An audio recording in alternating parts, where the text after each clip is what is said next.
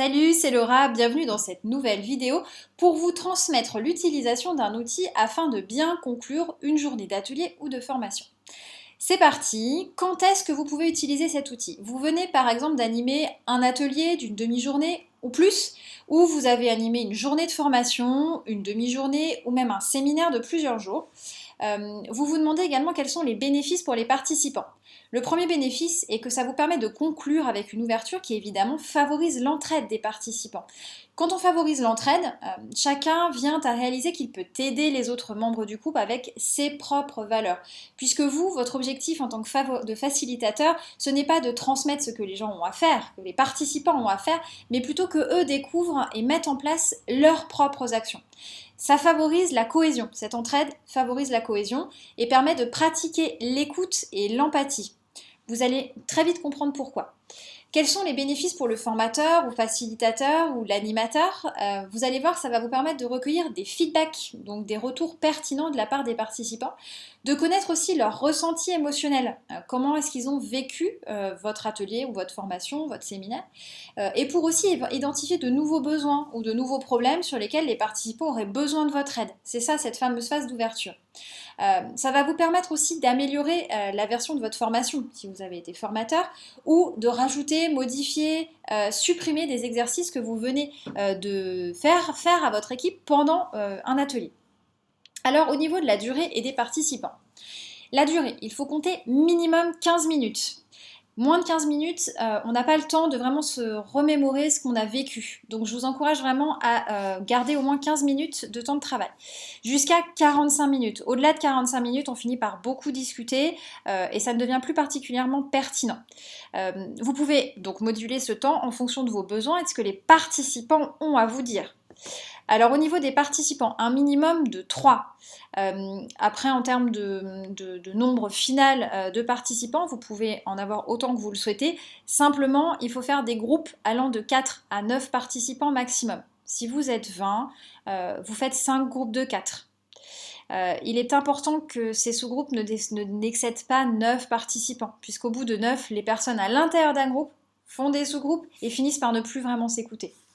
Les moments de partage se font en sous-groupe. Donc il n'est pas question de faire il n'est pas question d'utiliser cet outil pour l'ensemble de tous vos participants avec un seul élément qui va répertorier tout ce qu'ont pensé les autres participants. Tout se fait en sous-groupe.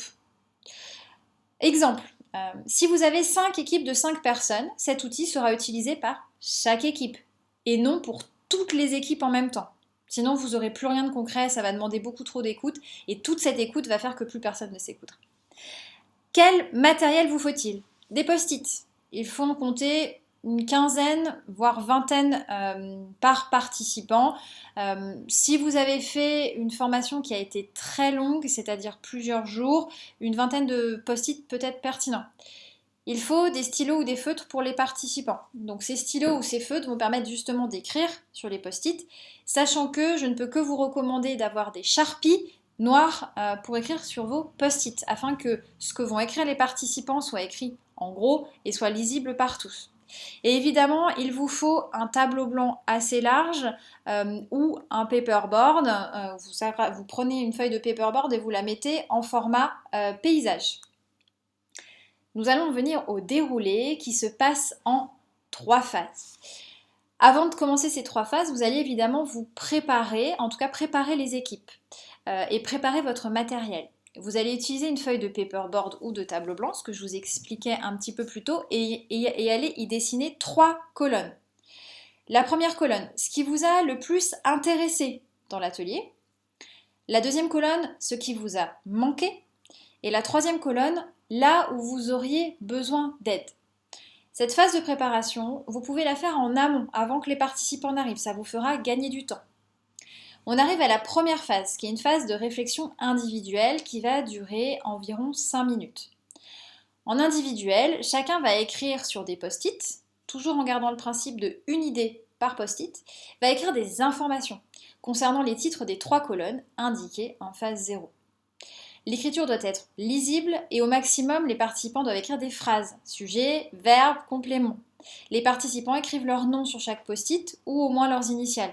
Si vous avez des post-it surtout qui sont rectangulaires, les participants peuvent écrire leur prénom, mais les initiales peuvent suffire. Puisque notamment, sur la question de où auriez-vous besoin d'aide, si personne ne sait à qui appartient quel post-it, ça va être impossible de s'y retrouver. Vous avez ensuite une deuxième phase qui est une phase de partage, qui va durer environ 7 minutes. Ici, chacun son tour, les participants vont positionner leurs post-it dans la bonne colonne en les lisant à voix haute et l'ensemble du sous-groupe doit écouter ce que va dire la personne qui pose son post-it. Ici, pas de débat, le principe est que chacun écoute les autres parler. Ça donne de l'importance aussi aux membres de l'équipe en tant qu'individu.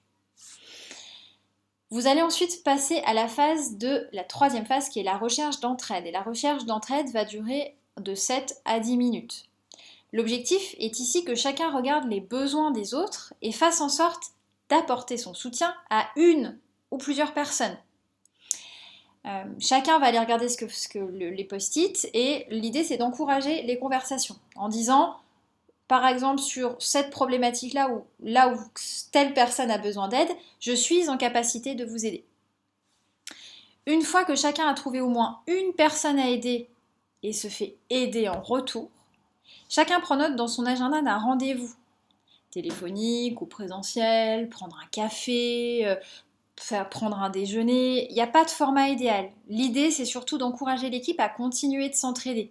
Et pour s'entraider, il n'y a pas de miracle. Il faut s'engager. Malheureusement, parce que je l'ai déjà vécu, si vous ne donnez pas justement cette contrainte de engagez-vous au-delà de ce que vous venez de vivre, on oublie. Tout simplement, tout ce qui ne fait pas partie d'une to-do list, ça passe forcément à la trappe, puisque ça veut dire qu'il n'y a pas de trace d'engagement derrière. Donc vous pouvez ensuite créer, si vous pensez que c'est pertinent, une feuille sur laquelle chacun va noter son prénom, noter le prénom de la personne qu'elle va aider et la date à laquelle ces personnes vont se retrouver. Attention, c'est vraiment crucial que chaque personne doit aider et se faire aider par une ou plusieurs personnes. C'est pas une notion de réciprocité. C'est pas parce que moi je vais aider Michel que Michel va m'aider moi. Mais c'est plutôt de se dire, moi je peux aider quelqu'un sur une compétence sur laquelle je suis potentiellement plus à l'aise, mais j'ai aussi besoin d'aide sur d'autres choses. Mais ça peut être des petites choses, il n'y a pas forcément besoin que ce soit des choses très compliquées, ça peut être juste échanger sur une bonne pratique, ça peut être échanger sur un cas, ça peut être échanger sur un produit, il n'y a pas de complexité minimum à avoir. L'idée c'est surtout de se dire, ok, j'ai besoin d'aide ici ou je peux aider cette personne-là. Ce qui risque de se passer à cette étape du jeu, c'est que, parce que je l'ai déjà vécu, il y a des personnes qui peuvent se dire mais moi je ne sais pas identifier sur quoi est-ce que je peux vraiment aider quelqu'un. On peut aider quelqu'un simplement déjà en l'écoutant.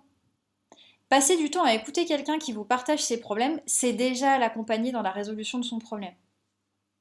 Dans notre quotidien, quand on entend un ami, un collègue nous dire « Ah, j'ai ce problème-là, je ne sais pas faire ceci, je ne sais pas faire cela, j'ai mal réagi à telle situation, ou je n'ai pas su faire face à tel problème », ce que ça amène, c'est souvent en face, l'ami, le collègue, va vouloir donner une solution.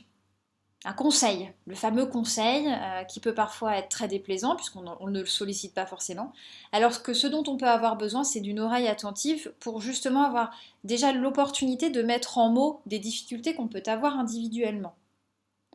Donc aider, c'est aussi, et ça peut aussi être simplement écouter. C'est pas forcément une compétence matérielle ou humaine à transmettre, ne serait-ce que d'écouter et peut-être à l'occasion d'une écoute se dire ah bah là, si tu le souhaites, j'ai peut-être une personne qui aurait une compétence qui pourrait être utile, ou simplement le partage d'une situation qu'on aura vécue soi-même. Voilà, l'outil, le grand final, est un outil qui aide aussi à la cohésion d'équipe. Derrière, ça amène beaucoup de partage et voir les participants partager, s'entraider et réfléchir sur leurs pratiques est quelque chose de très agréable. En tout cas, moi, j'aime voir ça dans les ateliers que je facilite ou que j'anime. Donc, je vous souhaite aussi de pouvoir partager et passer de bons moments. Et surtout, si vous avez la moindre question ou une remarque ou une demande à formuler, n'hésitez pas à m'écrire à bonjour@mesaicebreaker.com. Ce sera moi ou un membre de mon équipe qui pourra vous répondre pour creuser davantage les questions que vous auriez. Je vous souhaite un bon outil et surtout un bon travail d'équipe.